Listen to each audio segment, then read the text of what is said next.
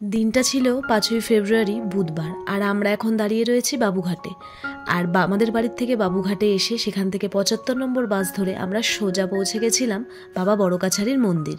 বাবা বড়কাছারির মন্দির হলো গ্রাম বাংলার লৌকিক ধ্যান ধারণা ও বিশ্বাসে প্রতিষ্ঠা পাওয়া হিন্দুদের পূজা অর্চনার স্থল। এটি পশ্চিমবঙ্গের দক্ষিণ ২৪ পরগনা জেলার বিষ্ণুপুর থানার বাখরাহাটের নিকটস্থ ঝিকুরবেড়িয়া গ্রামে অবস্থিত। আমাদের কলকাতা থেকে সড়কপথে ৩০ কিলোমিটার দূরে অবস্থিত। দক্ষিণ ২৪ পরগনার এই ঝিকুরবেড়িয়া গ্রামটি একসময় গোবিন্দপুর সুতানুটির জমিদার সাবর্ণ রায়চৌধুরী তালুকের অন্তর্গত ছিল। বহু বছর আগে নাকি এক জঙ্গলের মাঝে এক শ্মশান ছিল। এই শ্মশানে নাকি গভীর রাতে স্বয়ং শিবশম্ভু ভূতনাথ বেশে বিচার সভা বসাতেন। সে কারণে স্থানটিকে অনেকে এখনও ভূতের কাছারিও বলেন। আর এই মন্দির চত্বর এলাকায় কিন্তু আপনারা প্রচুর দোকান পাবেন, যেখানে খেলনা, পুজোর সামগ্রী, সমস্ত রকম জিনিস পাওয়া যায়। ১৭৪০ খ্রিস্টাব্দে বাংলায় আক্রমণকারী মারাঠাদের অত্যাচারের হাত থেকে বাঁচতে সেই সময়ে হিন্দু সম্প্রদায়ের মানুষজন এই শ্মশান সংলগ্ন জঙ্গলে আশ্রয় নেয়। কিছুকাল পরে এক সাধু সেই শ্মশানে আশ্রয় নেন। জঙ্গলে আশ্রয় নেওয়া মানুষেরা বিভিন্ন সময় তার কাছে এসে তাদের নানান অসুবিধা ও অসুস্থতার কথা বলতো এবং তিনি সাফল্যের সাথে সেইগুলোর প্রতিকারের ব্যবস্থা করতেন। প্রতি শনি মঙ্গলবার বেশ ধুমধাম সহ পুজো হয়। বহু দূর দূরান্ত থেকে ভক্তরা আসেন নিজের মনস্কামনা নিয়ে পুজো দিতে। এখানে ডালা নেওয়ার যে সমস্ত দোকানগুলো আছে সেইখানেই ছোট ছোট কাগজ পাওয়া যায়।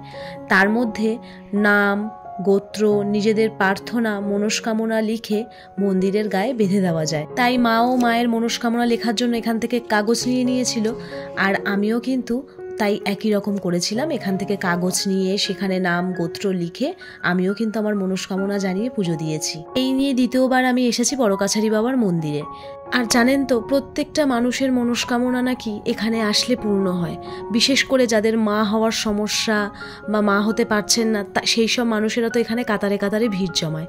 আর অদ্ভুতভাবে আমি যখন প্রথমবার এখানে এসেছিলাম তখন আমার মনের কথা, না বলা কথা অদ্ভুতভাবেই পূর্ণ হয়েছিল। তাই আমি এই জায়গাটাকে না ভীষণভাবে বিশ্বাস করি। আর এই সমস্ত পুজোর সামগ্রী নিয়ে আমরা এখন রওনা দেব এখানে এক পুকুরের উদ্দেশ্যে। ওই পুকুর থেকে জল নিয়েই আমরা যাব মন্দিরে পুজো দিতে আর বাবার মাথায় জল ঢালতে।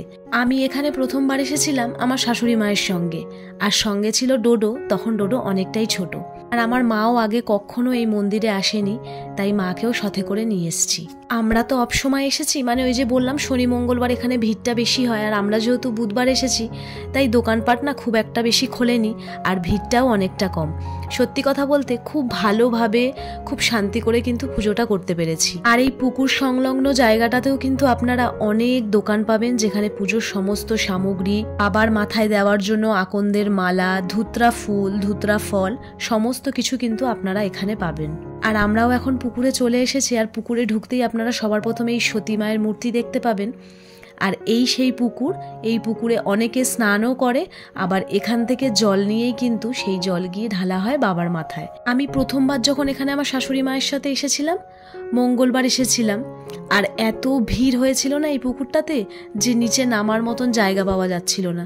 আর সত্যি কথা বলতে আমার খেয়ালও ছিল না যে শনি মঙ্গলবার এখানে অনেক ভিড় হয়। আমরা হঠাৎই ঠিক করেছি আর হঠাৎই বুধবারই চলে এসেছি পুজোটা দিতে। চলুন আমি এখন আমার পুজোর জন্য জলটা নিয়ে নিই, কারণ মার তো নেওয়া হয়ে গেছে, আর আমরা পুজোর জন্য যা সমস্ত কিছু জিনিস লাগবে একেবারে ঝুড়ি করে নিয়ে চলে এসেছি। তাই এখন জলটা নিয়ে ওর মধ্যে সিদ্ধি আরও বাদবাকি যা জিনিস আছে সেইগুলো সব মিশিয়ে নেব। আর আগে এইখানে যে সতী মায়ের মূর্তি আছে সেখানে সিঁদুর পরাতে হয়, সেইগুলো আপনাকে দোকান থেকেই আপনার ডালার মধ্যে দিয়ে দেওয়া হবে। একটা নোয়া দেবে, আর শাখা পলাও দেয়, আর তার সঙ্গে দেবে এই যে সিঁদুর। সেই সিঁদুরটা এখানে যে সতী মায়ের মূর্তি আছে সেইখানে আপনাকে সিঁদুর পরাতে হয়। এর আগের বার এসেও আমি এই জিনিসগুলো করেছি, তাই আমার সমস্ত কিছুটাই জানা রয়েছে। সমস্ত সধবা মানুষজন তারা এখানে মাকে এইভাবে সিঁদুর পরায়, শাখা পলা দেয়, নোয়া দেয়, এইভাবে এখানে পুজো করে তারপর তারা যায় মন্দিরের উদ্দেশ্যে। আর পুকুরের সামনে একটা মনসা গাছ আছে, সেইখানেও কিন্তু সিঁদুর পরানো হয়। এই যে দেখুন কি সুন্দর কাপড় দিয়ে ঘিরে দিয়েছে। তো আমিও সেখানে সিঁদুর দিয়ে আমার পুজোটাকে কমপ্লিট করে নিলাম। এইবার আমরা যাব হচ্ছে আসল জায়গায়। তো একটু আগে আপনাদেরকে যে সাধুর কথা বলছিলাম, তো কোনো এক সময় সেই সাধুটার মৃত্যু হয় এবং মৃত্যু হলে তার মরদেহ না পুড়িয়ে সেই শ্মশানে সমাধিস্থ করে ভক্তগণ। পরে সেই সমাধিক্ষেত্র হতে এক অশ্বত্থ গাছ জন্মায়। স্থানীয়রা তখন ওই অশ্বত্থ গাছটিকে সাধুর প্রতিমূর্তি হিসেবে মান্য করতে থাকে, আর সেই বৃক্ষতলেই পূজার্চনার স্থান হয় শিবলিঙ্গের। মানুষজন তাদের মনস্কামনা গাছটির কাছে জানালে অদ্ভুতভাবে পূরণ হতে থাকে, আর সেই বিশ্বাসে ভর করেই স্থানটির মাহাত্ম্য ছড়িয়ে পড়ে। 1978 খ্রিস্টাব্দের বন্যায় অশ্বত্থ গাছটির ব্যাপক ক্ষতি হয়। পরে ভক্তদের ইচ্ছায় সেখানে আরেকটি নতুন অশ্বত্থ গাছ বসানো হয় এবং তার তলে এক গোলাকার বেদি নির্মাণ করে শিবলিঙ্গ প্রতিষ্ঠা করা হয়। বর্তমানে এইটিই বাবা বড়কাছারির মন্দিরে পরিণত হয়। মন্দিরে প্রবেশ করার আগে মন্দিরের চারপাশে 7 পাক ঘুরে তারপরে মন্দিরে প্রবেশ করতে হয়। মানে এটা আমি অনেককে দেখেছি আর আমিও করেছি। আর মন্দিরের ভেতরে কিন্তু একদমই ফোন অ্যালাউ নয়, কোনো রকম ক্যামেরা বা কোনো রকমের ভিডিওস বলুন, ফটোস বলুন, কিছুই কিন্তু ওখানে অ্যালাউ নেই। প্রত্যেক নতুন বছরের শুরুটা আমি করি কোনো ঠাকুর মন্দির দর্শন করে, কিন্তু এই বছরটা না ঠাকুর মন্দির দিয়ে হয়নি। তাই বলতে পারেন এই বছরের আমার প্রথম মন্দির দর্শন হলো বাবা বড়কাছারির মন্দির। সেইটাও শুধুমাত্র বাবার ইচ্ছাতেই হয়েছে। এর আগের একটা ভিডিওতে আমি বলেছিলাম ঠাকুর স্থান বা তীর্থস্থান শুধুমাত্র কিন্তু ঠাকুরের ইচ্ছাতেই হয়। সে যদি আপনাকে না ডাকে আপনি কিন্তু কখনোই সেখানে যেতে পারবেন না। দেখুন, মানুষ তাদের কত মনস্কামনা নিয়ে সেখানে আসে এবং সেটা পূর্ণ হলে কেউ ডন্ডি কাটে বা অনেকে অনেক রকম জিনিস দিয়ে কিন্তু এখানে মানসিক করে। তো আমরা পুজো দিয়ে বেরিয়ে এখানে প্রচুর দোকান আছে, তো সেই দোকানটাই একটু দেখছিলাম।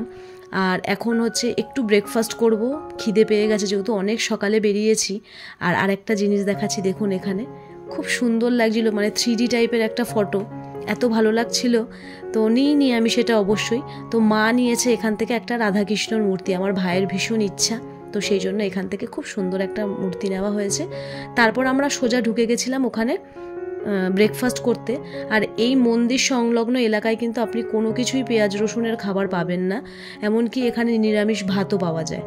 তো আমরা এখানে নিয়েছিলাম কড়াইশুঁটির কচুরি, 1 প্লেট 40 টাকা, যেখানে ছিল 4টে কড়াইশুঁটির কচুরি আর নিরামিষ ঘুগনি।